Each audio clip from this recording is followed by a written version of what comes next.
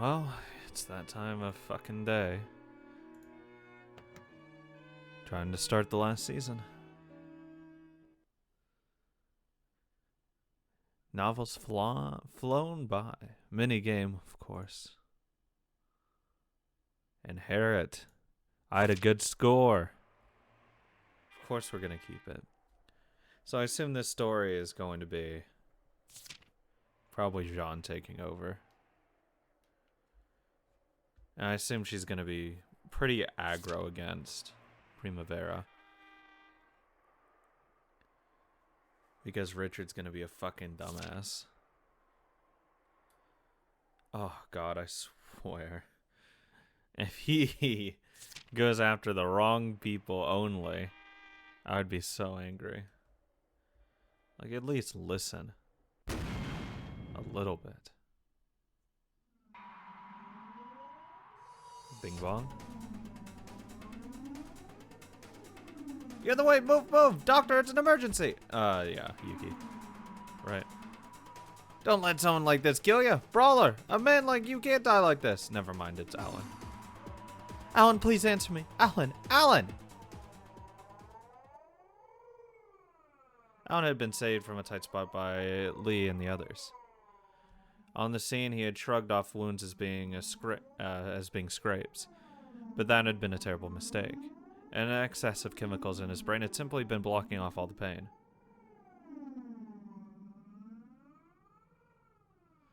Alan couldn't have avoided every single bullet in the hailstorm. Bullet fragments of broken glass and all sorts of things had wounded him greatly.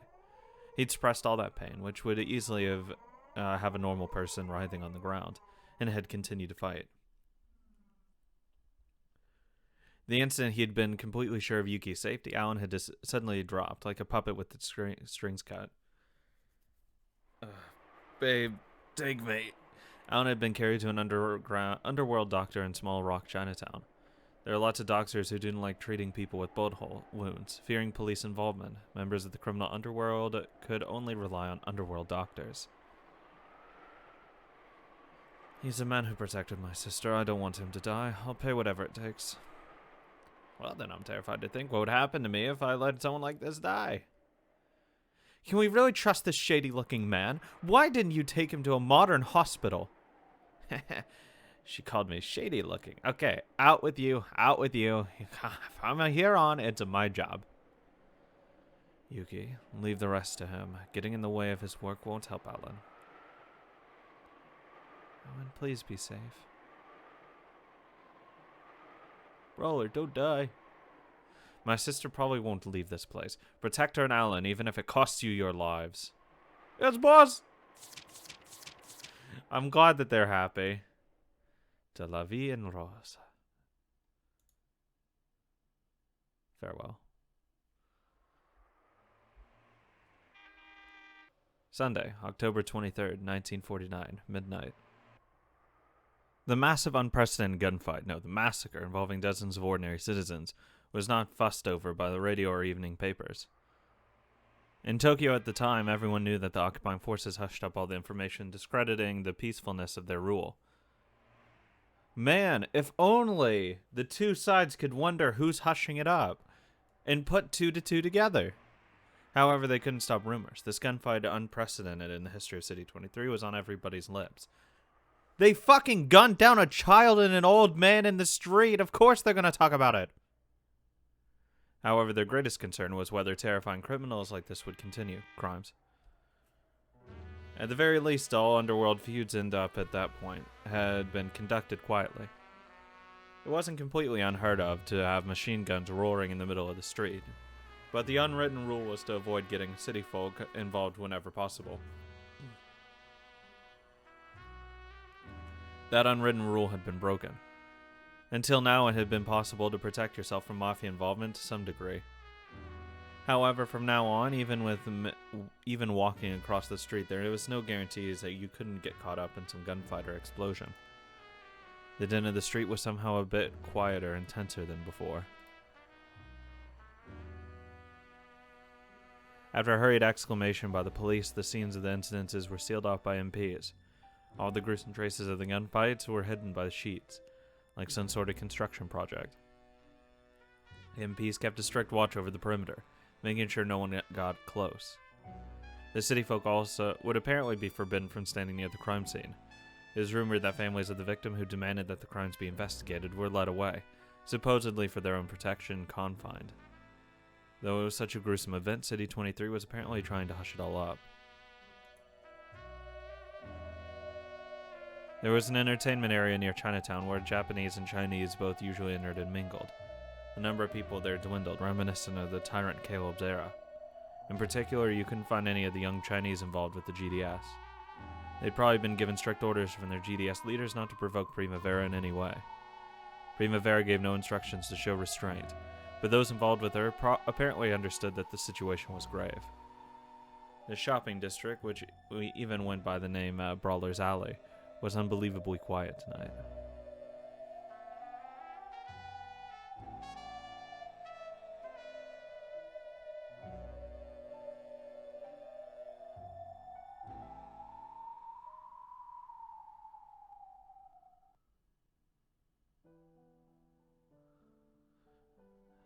Monday, October 24th, the day after the incident. A modest funeral was held for Stella.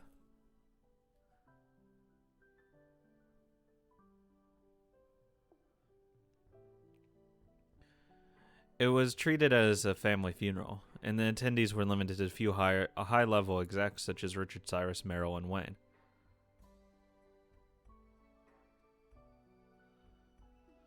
However, they were protected by enough guards that the word intimidating didn't cover it. Well, yeah, this is like super serious. The time had finally come to say goodbye to Stella forever.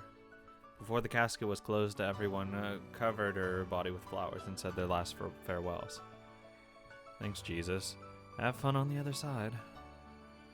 If they got places to drink there too, give me a tour when I'm gone too. After all, idiots really are terrible. I could cry, seriously. Even though this is our last goodbye, I can't think of anything kind to say. I believe in the very fact that you swore not to let her have died in vain as your gift to her. Thank you, Merrill. I'm sure Stella is glad. Bye-bye, Stella. Wait for me in hell. Huh? Well, obviously. Did you think you'd get to go to heaven after living selfishly for so long? You and I are going to hell. Don't be so full of yourself. Blah. As part of their final conversation, Meryl stuck her tongue out at Stella's sleeping body. Then suddenly she crouched to the ground. She covered her face in her hands, quietly moaning as her shoulders shook. Cyrus gently clapped her on the shoulders, nodding to indicate that he felt the same way. So long, Stella. We've known each other for over such a long time, but we never talked much. I wasn't your type, and I was always uncomfortable around girls who were too pretty. Still, since the day we said we'd raise Madame Rose's flag, we've been war buddies who put their lives on the line together.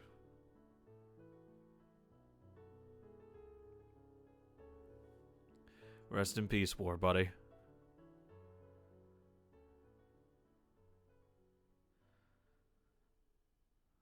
From here on out, don't think about anything. Just stop worrying and leave it to me. To us.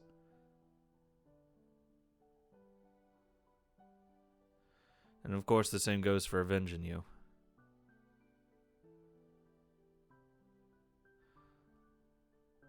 You always treated me like a brat. That's not true. When you weren't looking, she complimented you on how reliable you'd gotten. First I've heard of it. I wanted to be important enough that I could make her say it to my face. We will carry the same burden you did. And no matter what, we will pass it down to our future countrymen. So long, just having a funeral makes you 100 times luckier than us alley rats. Yeah. Totally. You got him. When Wayne finished, the final participant, who had been waiting at the back of the hall all this time, walked to the casket. It was Keith. His face looked as though he had spat out all of his emotions, leaving him withered. I want you to speak to her as well. Keith's words would be the last ones to reach Stella's ears on this earth. After that, the lid of the casket would be closed forever. Cyrus and the others hadn't known about Keith and Stella's special relationship. It was like a 2-week thing. They had heard about it from the first time this morning from Richard. Only Meryl had heard rumors. Like, just because they're fucking doesn't mean it was something that serious, okay guys? Calm down. However, until she heard it from Richard's lips, she had thought of it as nothing more than one of Stella's crazy jokes. I'm sure there are last words my sister would love to share with you.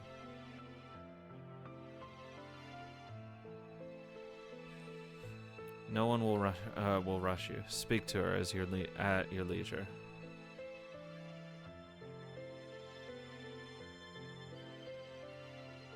Richard's expression was, of course, worn. However, his words to Keith were gentle. It looked as though he was treating him as a close friend. No, family.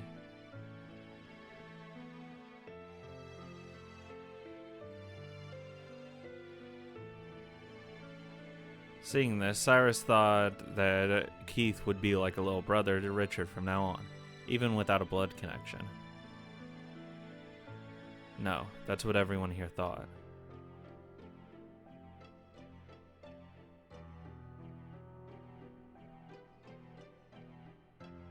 Because they could see at a glance from Keith's face how much he had cried for Stella.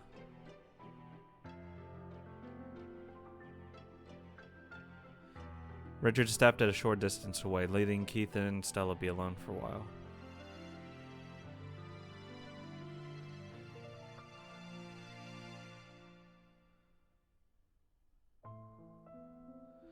It's not as though we spent years together after meeting.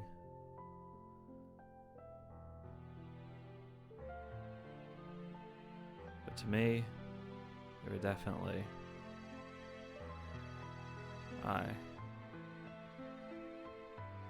There ought to have been many things left to say. They rose up one after another, but each disappeared as soon as it reached his throat. But he probably did speak.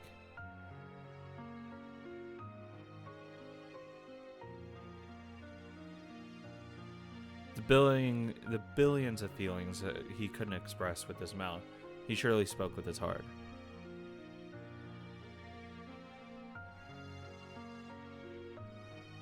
And he had probably been speaking to her with those words of his heart since the previous night, even when he wasn't standing in front of her corpse.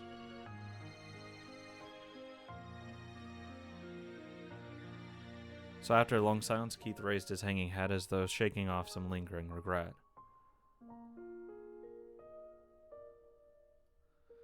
Then he kissed Stella one last time and slowly made way for Richard. Thank you. You gave her something very important at the end of her life. As her brother, I am very grateful. And I learned something even more important from Stella. Yes, that makes us even. You are my brother, part of my family. Though people sometimes lose family members, they also gain new ones at times. Yuji is part of my family too. Indeed, there's Yuji too. I'll protect him with my life.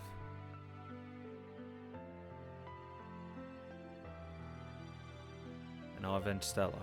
I'll do it with my gun. At that point, the emotions building up in Keith caught in his throat and he hung his head, his shoulders shaking. Richard hugged him gently. Richard's words had probably been right. He lost a family member named Stella, and gained a new family member named Keith. That night, that might have filled in the fissures of their hearts slightly. Cyrus understood that it was now Keith, not him, who stood the only chance of soothing Richard's heart, and understanding him. So long, Sumiko. Fear not. I hear Yuji's condition has stabilized. Because you saved him at the cost of your life. You will most definitely pass the future our countrymen on to Yuji. Richard gently kissed Stella's forehead. Then he slowly closed the lid of the coffin. It was an eternal farewell to her face. Bye. Leave Yuji to us, and I'll avenge you by my own hands.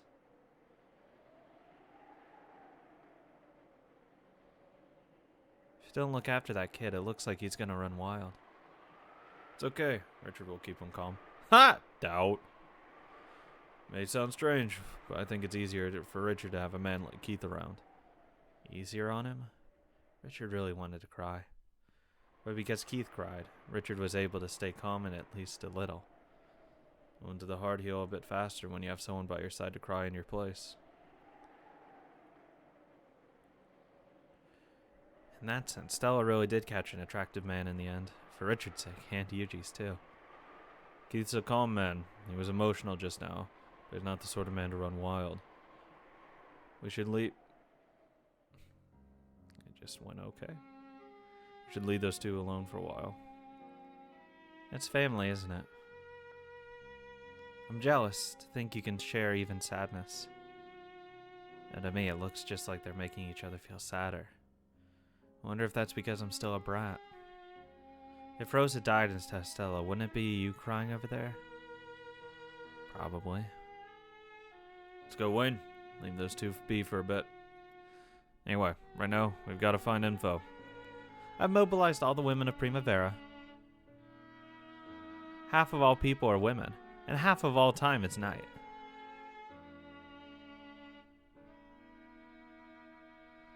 I'll show them what makes enemies of ladies of the evening means having half the world as your enemy.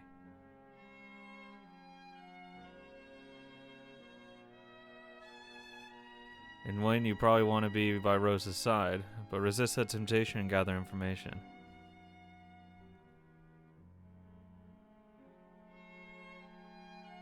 I'm Rose's bodyguard. I'll let someone else be a boss.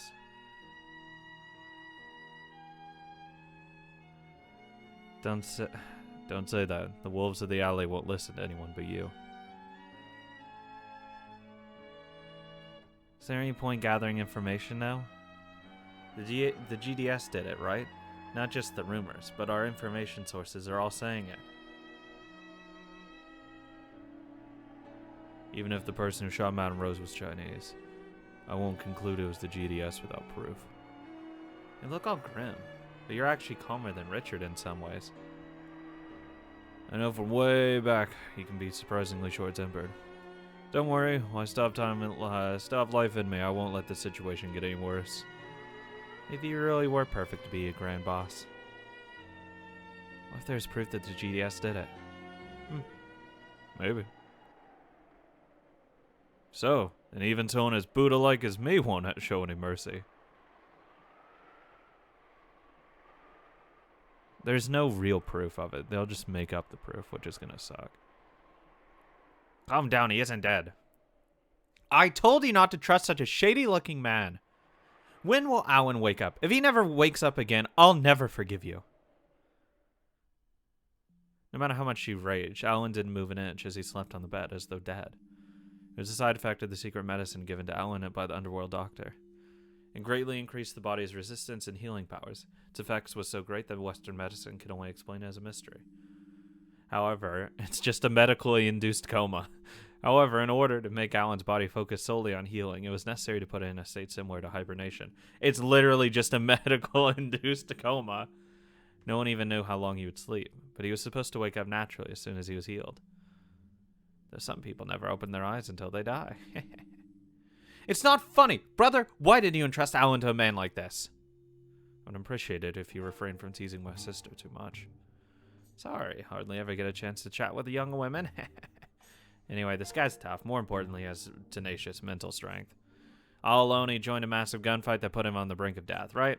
That's nothing proper nerves are capable of. In almost all cases, the human mind breaks before the body. Of course it does. To protect our own lives, we're built that way.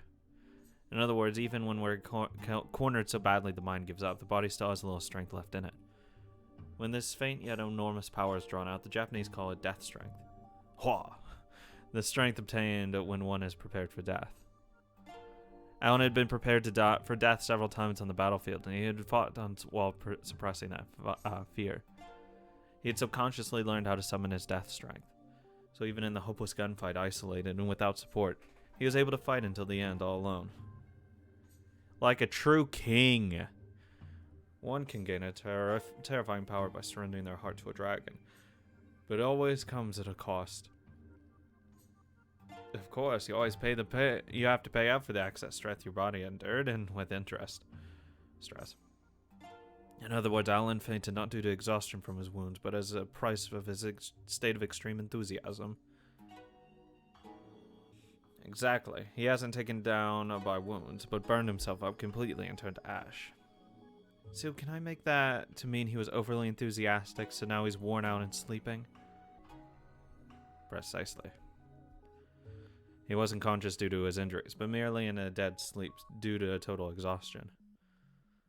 After hearing it explained that way, Yuki finally accepted it and relaxed just a little. So, is the time of his awakening a matter not known only to God? It all depends on this man, but he must not be woken by force. That is a problem. There is a matter we must question him on as soon as possible. I'll contact you the moment he wakes. Until then, you should let him rest peacefully. Come now, out with you. Make any more noise and he won't wake up until next year. I'd wake up. I'd want her to stay. Did that calm your fears any? Yeah, I'll retract what I said about him being shady looking. Alan saved your life. Did you think I would leave him in the care of anything less than the best? I'm happy he seems to be safe, but I can't even imagine how I'm going to explain about you and me when he wakes up. I'm confident Alec will accept the facts as they are. Though if he does not, we merely have to put him back to sleep for all eternity this time. Minus 30 points. If you lose 15 more points, I'll break off our sibling relations again. Such an unfair penalty, and I thought I was saying something nice. Just telling boring man jokes to a nervous woman is a grievous sin. Don't forget that. My. And let us put aside jokes and farces and have a serious discussion. You mean Alan? I mean the mysterious people who attacked you two. Stop being wet.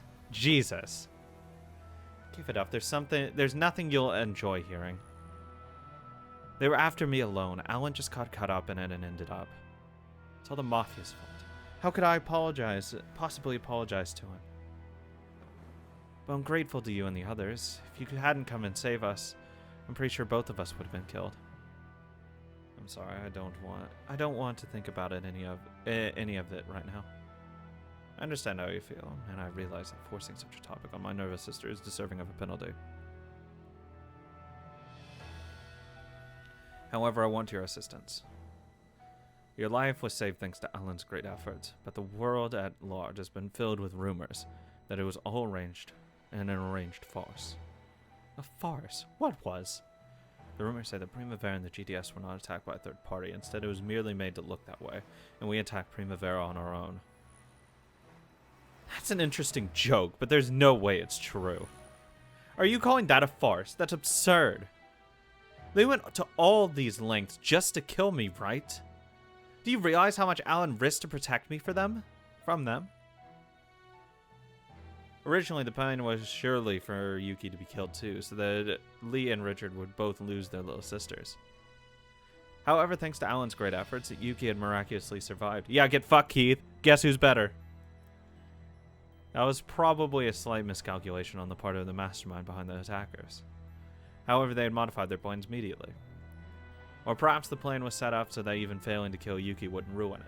The worst case scenario would have been if both don't die. That would have been like the worst case scenario for them.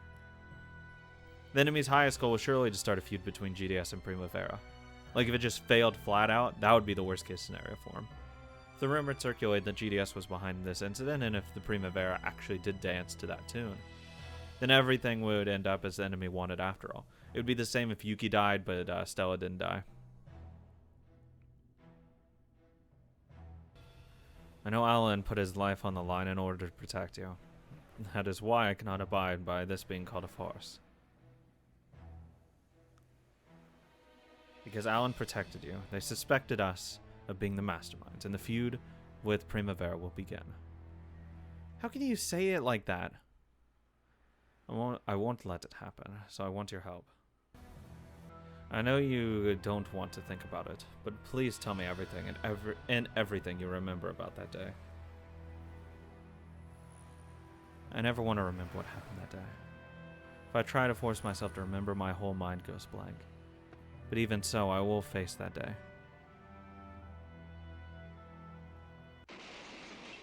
A car suddenly came rushing at us. If Alan hadn't pushed me out of the way, it surely would have hit me. Then men with guns glared at me and dashed forward. The enemies were all Asian.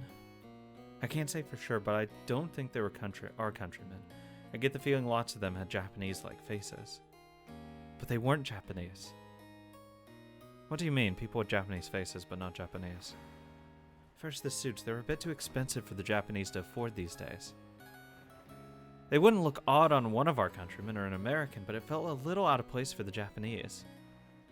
People who worked as hired killers usually weren't particularly affluent, so it's hard to imagine them being dressed nicely. Furthermore, the suits of the Japanese and the people who lost the war were usually yet another rank down. However, the suits worn by the attackers seemed a bit too expensive for the Japanese. So, though their faces were Japanese, it felt wrong somehow. It felt like they're just Japanese in appearance.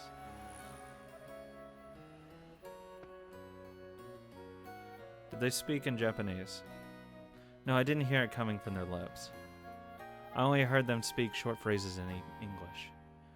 Their speaking was incredibly natural. Too natural if they were just using it as an excuse to hide their Japanese origins.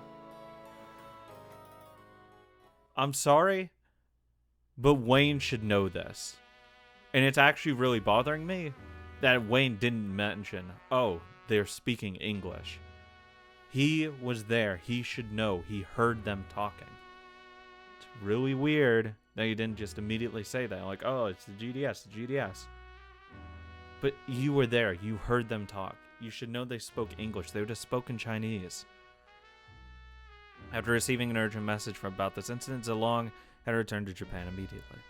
After all, his instincts had been seeing the possibility that this might develop into an incident that would throw the GDS into turmoil. Enemy retreated without abandoning the wounded, or even leaving behind corpses. They probably did all of that to prevent their identities from being discovered. Quite a terrifying bunch. That too, that should be obvious that they're hiding something. Something's being hidden. That means it's not obvious the other person. Some underworld groups put characteristic tattoos on their members. To people like that, a corpse was the same as a business card. In an assassination plan like this one, it was very unlikely that they'd leave behind corpses. So to turn it around, we might suspect the involvement of families whose corpses could provide just that sort of proof. It isn't enough evidence to say for sure, but it is possible to prioritize our suspicion on several families that way. Maybe. On top of that, they had many skilled assassins with them. That alone should narrow the possibilities down to a few. The bosses all started naming one suspicious opposing force after another. However, when Zilong cleared his throat, the silence fell immediately. Shut the fuck up. I'm talking.